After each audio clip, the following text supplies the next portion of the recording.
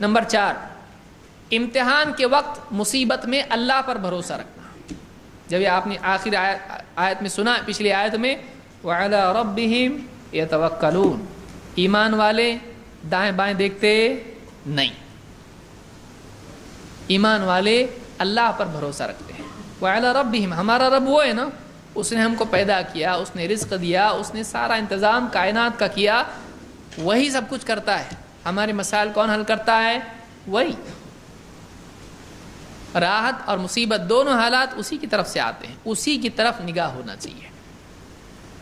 پھر جب مصیبت زندگی میں آتی ہے، چاہے وہ کسی بھی اعتبار سے ہو، چاہے وہ معاشی اعتبار سے ہو، فائنینشیل کرائسس آئی، یا سوشل لائف خراب ہو گئی، فیملی لائف میں کرائسس آئی، یا ہیلتھ پرابلم شروع ہو گیا، یا پولیٹیکل مسائل آ گئے، قومیں ٹوٹ پڑی مسلمانوں کے اوپر، کچھ بھی ہو، ان حالات میں آدمی یہ سولوشن وہ سولوشن، یہ ٹیکٹکس وہ ٹیکٹکس، سب چیزیں ان کی بجائے ان کے ساتھ پکڑیے، اصل اللہ کی طرف نگاہ رکھے۔ نہیں، سب چھوٹا تو چلے گا، اللہ نہیں چھوڑنا چاہیے۔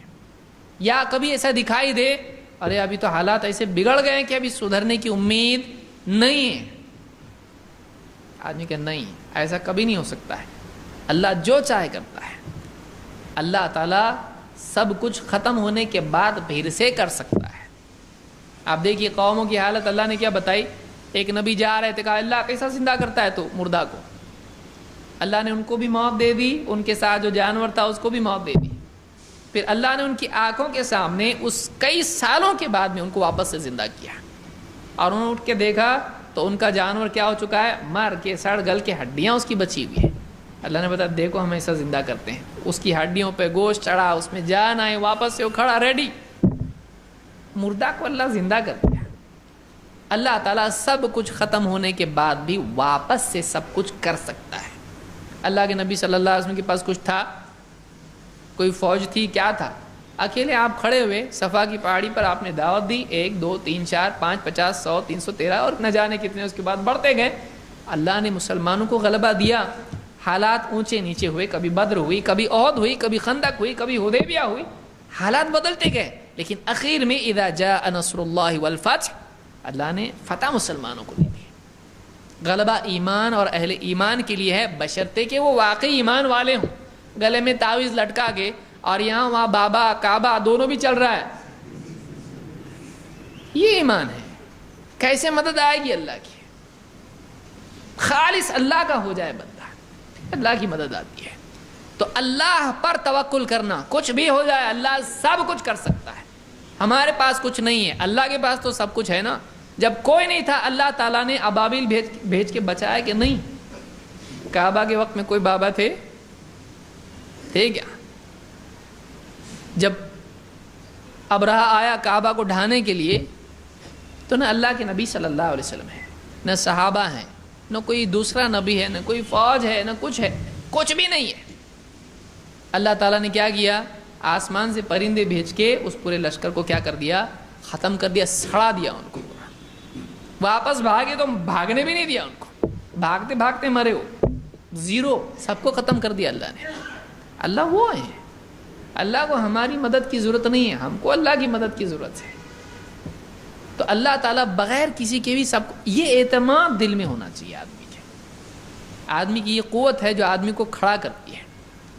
ریڑھ کی ہڈی نکال دیجیے آپ، سارا گوشت کچھ فائدے کا نہیں ہے، مین ریڑھ کی ہڈی ہے، وہ سارے گوشت کو تھامتی ہے۔ تو باقی پورے دین کو سنبھالنے والی چیز اللہ پر اعتماد ہے۔ آدمی کو اللہ پہ بھروسہ ہونا چاہیے، ورنہ اگلا قدم ہی نہیں اٹھائے گا آدمی کو اللہ پہ بھروسہ ہونا چاہیے۔ تو چاہے حالات آج مسلمانوں کے کیسے بھی ہوں، یہ حالات جائیں گے، اللہ تعالیٰ کچھ نہ کچھ کرتا ہے، اور ماضی میں ہم نے دیکھا کئی چیزیں ایسی ہوئی، اللہ تعالیٰ مدد کرتا ہے۔ تو مسلمانوں کو نا امید نہیں ہونا چاہیے۔ صحابہ کو آپ دیکھیے، اللہ نے فرمایا وَلَمَّا رَأَى الْمُؤْمِنُونَ الْأَحْزَابَ قَالُوا هَذَا مَا وَعَدَنَا اللَّهُ وَرَسُولُهُ هذا ما وعدنا الله ورسوله وصدق الله ورسوله وما زادهم الا ایمانا وتسلیما۔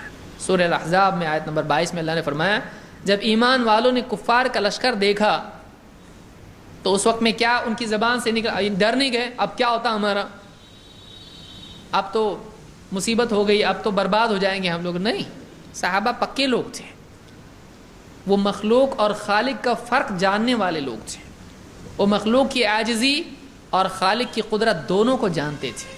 جب انہوں نے سامنے لشکر دیکھا، اپنے دشمنوں کی فوج دیکھی، تو انہوں نے نہیں کہا چلو بھاگنے کا راستہ ڈھونڈو، نہیں، وہ مضبوط لوگ تھے، ان کے پاس ہتھیار اور ٹیکنالوجی اتنی نہیں تھی خاص، لیکن ان کے پاس ایک چیز بہت اچھی تھی، ان کے پاس ایمان تھا، ان کے پاس اللہ پر اعتماد تھا، ان کے پاس اللہ کے رسول صلی اللہ علیہ وسلم تھے، آپ کی رہبری تھی۔ انہوں نے کیا کہا؟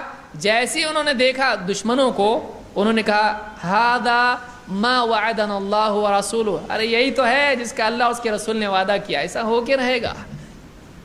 دشمن آئیں گے، ہم پہ حملہ کریں گے، ہم کو ستائیں گے اور ہماری مخالفت کریں گے، سامنے ہمارے تلوار لے کے کھڑے ہوں گے، یہ وقت ہے، اسی کا وعدہ ہم سے ہوا، ایسا وقت آئے گا تم پر، اس میں جمنا پڑے گا۔ ھذا ما وعدنا اللہ ورسولہ، یہی تو وعدہ ہے اللہ اور اس کے رسول کا، اگر غالب آ گئے تو غازی اور اگر قتل ہو گئے تو شہید، یہ وقت آ گیا ہے، یہی تو ٹائم ہے، اسی کی تو انتظار میں تھے۔ تو صحابہ نے بھاگے نہیں، جمے رہے۔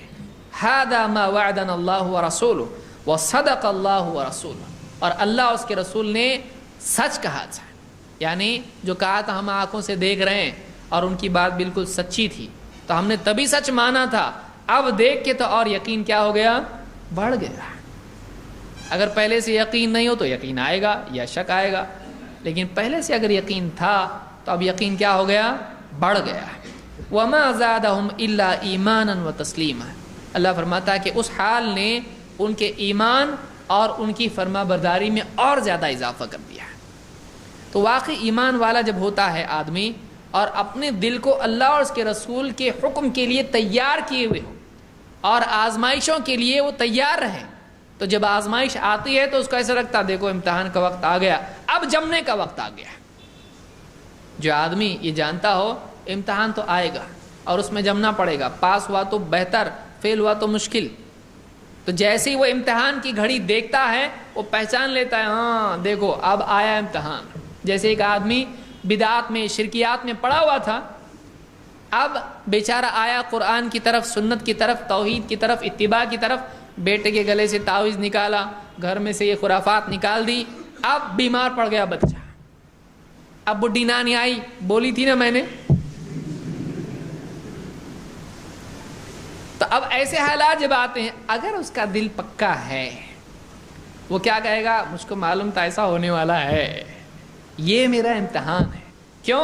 اس لیے کہ اس کے دل میں فرما برداری اور یقین ہے، وہ جان رہا ہے کہ اب ایسے حالات آئیں گے، اب مجھ کو جمنا پڑے گا، وہ اور ڈٹے گا، اس میں وہ اور ڈٹے گا۔ یا تو آدمی ڈٹے گا یا تو ہٹے گا، دو میں سے ایک تو ہوگا۔ صراط مستقیم پر یا تو ڈٹ جائے گا یا تو اس سے ہٹ جائے گا۔ اب آدمی کو سوچنا چاہیے میں کون سی کیٹیگری کا ہوں، میں ڈٹتا ہوں یا ہٹتا ہوں سیدھے راستے سے۔ اگر واقعی آدمی کے دل میں پہلے سے وہ ریڈی ہو، میں دین پہ آیا نا، میں پہلی بار نماز کو آیا نا، چپل جانے کی، شیطان کرے گا ایسا کچھ نہ کچھ، اور سوچے گا آدمی یہاں آئے تو ایسے ہی ہوتا، اس لیے آتا نہیں میں، تو ایسا کچھ نہ کچھ۔ دیکھیے آپ کتنے لوگ اس مجمع میں ایسے بیٹھے ہوں گے کہ وہ کہیں گے جیسے میں آیا دین پہ، جاب چھوٹا اور گھر میں ایسے مسائل پیدا ہوئے، بچہ ایسا ہوا، دین پہ آنا میرے لیے مصیبتوں کا دروازہ کھولنے کا ذریعہ بنا۔ تو بہت سارے لوگ سوچتے ہیں میں اس غلط تو نہیں جا رہا نا، لیکن واقعی جو آدمی علم اور بصیرت والا ہو، جو فرما برداری کے لیے دل کے دروازے کھول چکا ہو، وہ کہا میں ہٹنے والا نہیں، مجھ کو معلوم ہے ایسا ہونے والا ہے، اس کے باوجود میں جموں گا۔ یہ پہلی آمادگی آگے کے لیے استقامت کے دروازے کھولتی ہے۔ پہلے سے ہاں ہونا چاہیے، اوکے میں ریڈی ہوں، میں تیار ہوں، آدمی کو اس کے لیے تیار ہونا چاہیے۔ تو یہ چوتھی چیز ہے جو امتحان کے لیے آدمی پہلے سے تیار ہو اور اللہ اور اس کے رسول کے حکموں پر اپنے دل کو تیار کر لے، اب میں راضی ہوں، اور اللہ اور اس کے رسول نے بتایا ہے وَلَنَبْلُوَنَّكُمْ بِشَيْءٍ مِّنَ الْخَوْفِ وَالْجُوعِ وَنَقْصٍ مِّنَ الْأَمْوَالِ وَالْأَنفُسِ وَالثَّمَرَاتِ وَبَشِّرِ الصَّابِرِينَ، یقیناً ہم تم کو آزمائیں گے، اور لسٹ بتائی اللہ تعالیٰ نے، اور آخر میں کیا کہا؟ خوشخبری دینا، کس کو؟ بھاگنے والوں کو، شک میں پڑنے والوں کو، ان لوگوں کو خوشخبری دو جو جمتے ہیں، ڈٹتے ہیں، باقی رہتے ہیں، صبر کرتے ہیں۔ تو بغیر مصیبت کا صبر آتا؟ تو ایک آدمی صبر کب کرے گا؟ جب تکلیف میں مبتلا ہوگا تبھی تو صبر کرے گا۔ تو اللہ کی طرف سے مصیبت اور آزمائش آتی ہے، ایمان والوں پر آتی ہے۔ تو آدمی پہلے سے تیار اگر ہے تو اس کا ایمان اور بڑھ جاتا ہے۔